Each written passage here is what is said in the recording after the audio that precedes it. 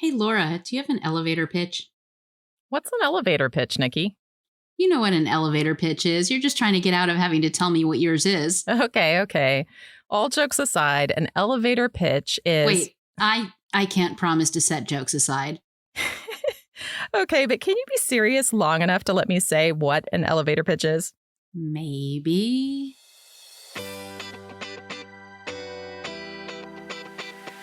Hi, this is Laura Lee Griffin. And this is Nikki May with the Startist Society, inspiring you to stop getting in your own way and start building an art biz and life that you love. We are artists who believe strongly in the power of community, accountability, following your intuition, taking small, actionable steps, and breaking down the barriers of fear and procrastination that keep you stuck. Follow along with us on our creative business journey as we encourage you on yours. So why is it so hard for us to answer the question, oh, you're an artist? What do you do? When that happens, do you freeze? Do you shrink and mumble under your breath something about how you're both an artist and you do other things and you're working on several projects right now, but it's too hard to explain? Do you go on and on for about 5 minutes without actually answering the question? Well, you do, Laura. I do. Totally guilty. So if you identify at all with this, it's time to learn how to talk about your art. If you can't describe succinctly what you do, you're going to lose people's interest. And people don't want to promote or buy artwork that they can't connect to. They want to feel your enthusiasm and have a clear picture of the beauty that you offer to the world.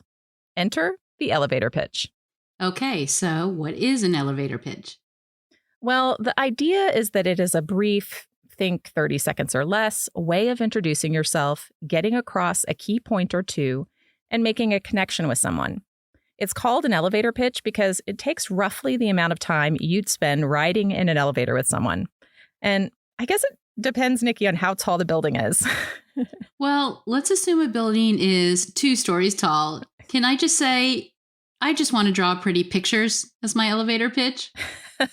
Well, that is boiling it down to the essence, Nikki, but I'm not sure that that's really connecting with your audience. Okay, I'll try to take it seriously. So let's talk about why it's helpful to have an elevator pitch and how you can craft your own. Okay, so here's just a few ways that you can use your elevator pitch.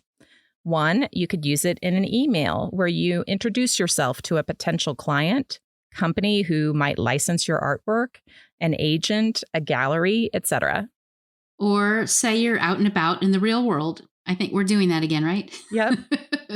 You're at an event, an art opening, a schoolie gathering, really anywhere that you meet new people and start talking about what you do. Or maybe you're in a live job interview or applying for a job online via Zoom. Or 3, you could use it on your website. It's helpful to be brief and succinct on your website. Laura, if you were being brief and succinct, you'd only use one of those words. Or do you also want to be concise and use 3 where 1 would suffice? Okay. Well, Nikki, we know that I'm not the most succinct person in the world. That's true. But sorry, what were you saying? Just that similar to meeting someone in person, when someone lands on your website, you only have a few seconds to grab their attention. So having a written elevator pitch could be useful for that. Right. And we have a future episode planned where we'll talk about writing bios and artist statements that will elaborate on this. But your elevator pitch can be a brief intro to your larger statement that you could put on your about page as an example. So let's look at a couple of real life examples. You have one, Laura? Yeah, I do. So the first example is Jenna Rainey. Her website's jennarainey.com. And on the front of it, it says, "Hey friend, I'm Jenna Rainey. I'm an artist, mama, author, self-taught designer, and multifaceted creative entrepreneur who is hell-bent on teaching everyone how to find their inner creative voice. From waiting tables to an office job, I've gone from doodling on my kitchen table to teaching other artists how to build a thriving business. What's my goal in life? To show everyone they're creative. If you can draw a circle, you can draw a flower. Yep, it's true. Oh, and I want to learn how to speak French." So I think that's really cute because it tells you a little bit about her, what she's accomplished, and then she's inserted little bits of herself to make her relatable. Yeah, that's a great combination. And so I have an example too that I found. Okay. That is Allie Kay, who we interviewed back in episodes 78 and 79. Mm-hmm. And on her site, she says, "Hey, y'all, I'm Allie. I'm an artist, author, and lover of all things black and white. You may know me best for my floral designs and inspiring murals, which you can find all throughout Texas and beyond. I have over 8 best-selling art books, including my bestsellers, How to Draw Modern Florals and Bloom. When I'm not painting, I'm either riding scooters in the neighborhood with friends or drinking sweet tea, doodling in bed. I'm so glad you found my corner of the internet. I can't wait to connect with all of you." I love that. And both of them have buttons where you can basically click on it and learn more about them. And that'll be the longer version of their bio. But I love this, too, because she starts out with, "Hey, y'all." So you kind of know she's a Texas girl. Wait. You know she's a Southern girl. She's a Southern girl, right? I'm sure you guys say y'all in Kentucky, too, right? We say it all over the South. I grew up in the Midwest. And so I moved in college. I moved south. And I never quite adopted the Y apostrophe ALL. It's still you guys. even if it's girls, it's you guys. It's just, I haven't been able to do it. So I actually grew up in South Florida, which is geographically south, but not south in any other way. So I started hearing y'all when I went to Atlanta to go to college. And it took me probably 40 years to adopt it. And I finally have started saying y'all a bit. Every once in a while it comes out of my mouth, but we digress. Well, that's our specialty. So let's get back to elevator pitches and let's talk about how to write your elevator pitch and what should be included. It's really great to have something like this prepared so you don't just stumble over your words.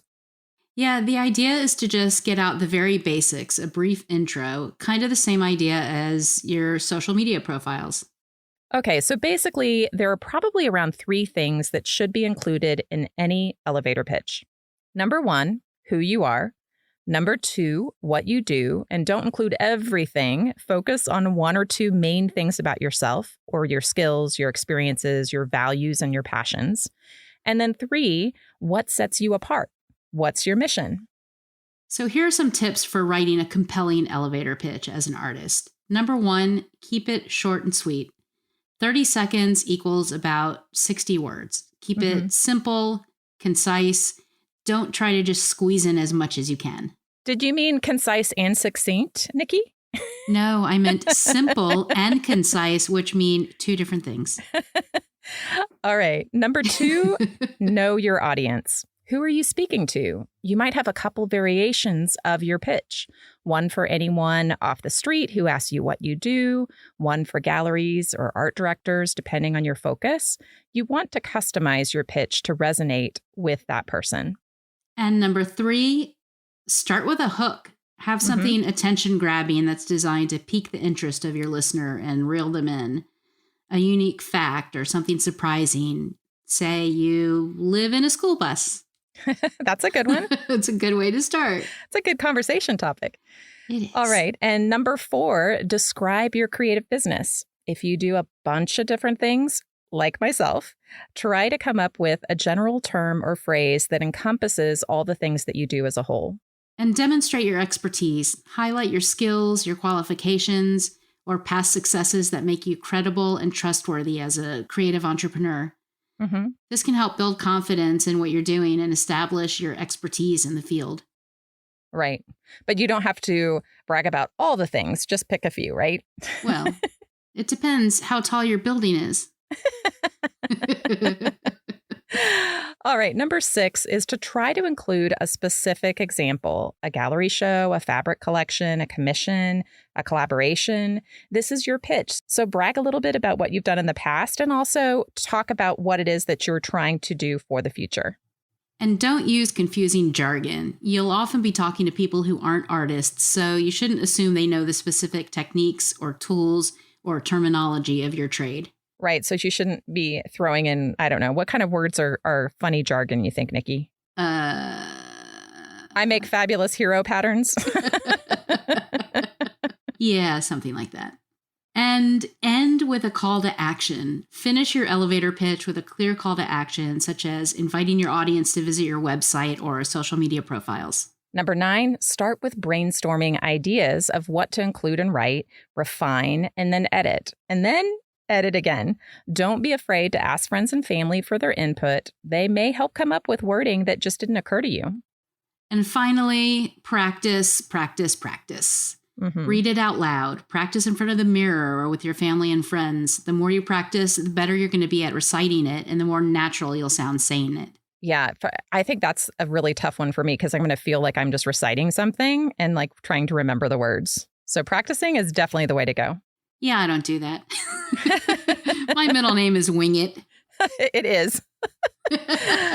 All right. So let's talk about the components of a generic statement. So a generic statement might sound something like this. Hi, my name is blank, and I'm a blank. This could be artist, surface designer, illustrator, insert your title there. I create blank type of art for blank type of customer. My work has been featured in, shown at, commissioned for blank. What makes me and my work unique is blank. I'm looking to start and do more of blank. This could be paint murals, create a fabric collection, do large-scale public art commissions, whatever it is that you're looking forward to doing and that would be tailored to the audience that you're talking to. So we'll have a downloadable PDF with a few of these templates, these sort of Mad Lib style templates that you can use as a starting point. Okay, Laura, so what's your pitch? Oh my gosh, the pressure.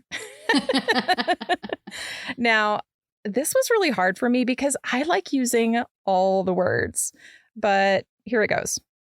Hi, I'm Laura Lee Griffin, a multimedia artist, educator, and podcaster based in Tulsa, Oklahoma.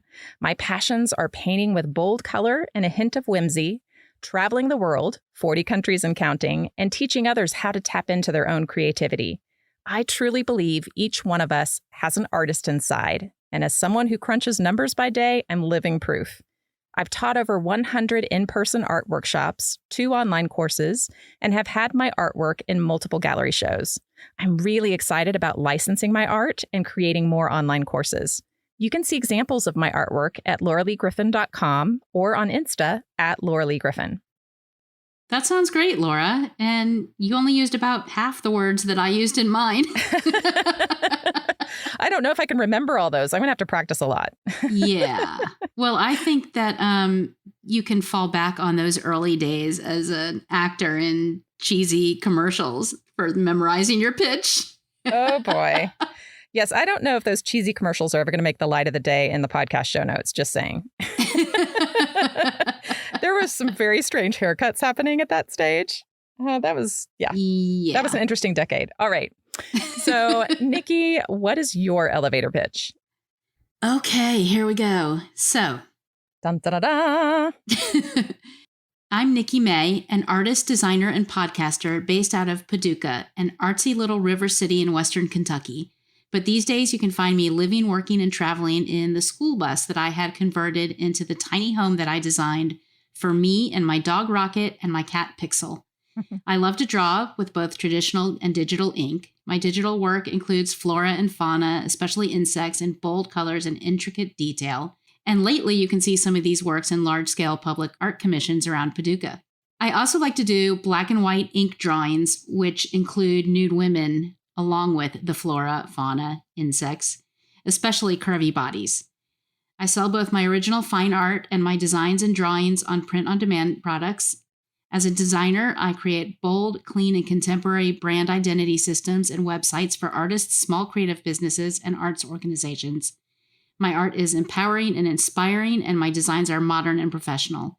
If you're looking for something unique and striking, or you just want to follow my adventures in my doodle bus, I'd love for you to follow me on Instagram at Nikki May Art. Awesome, Nikki. Look how professional we sound. I know. And listening back as I'm reading that, it's not very concise. It's not. What I was going to say is we can have sort of the 15-second, the 30-second, the 1 minute, the 3 minute. Yeah. There's different elevator pitches depending on who you're talking to. But really, it's getting really clear in your head about how you want to describe your work. So for you, it's, I do these colorful, flower and insect drawings. I do these black and white nude drawings. I'm also a website designer, so you're hitting those things and you've added a little bit of flourish around that. So I think there's not a wrong way to do it. It's just having different ways. So you might have one version that's even more cut down and then another version that's even longer, right? Laura, I just realized I forgot something. Mine's going to have to be just a little bit longer because I didn't include bourbon in my elevator pitch. I feel like that's being dishonest about who I am. I think, Nikki, you can deliver your elevator pitch with a bourbon drink in your hand, so you don't have to say that part. Ah, good call. Okay, so to tie this all up, so I can have some bourbon. Remember that a good elevator pitch should be engaging, concise, and tailored to your audience or audiences. By following these tips and practicing your pitch, you can effectively communicate your creative venture and make a lasting impression on your listeners. So now it's your turn. How would you describe your own business in 30 seconds or less? Share it with us in the Startist Society Facebook group. For today's show notes and free downloadable elevator pitch templates, go to startistsociety.com/elevator pitch. If you've enjoyed today's episode, we'd love for you to leave us a 5-star rating and review and share it with a friend. Reviews help us reach more Startists like you and keep us inspired to create new episodes. Thanks for listening, and we'll see you next time.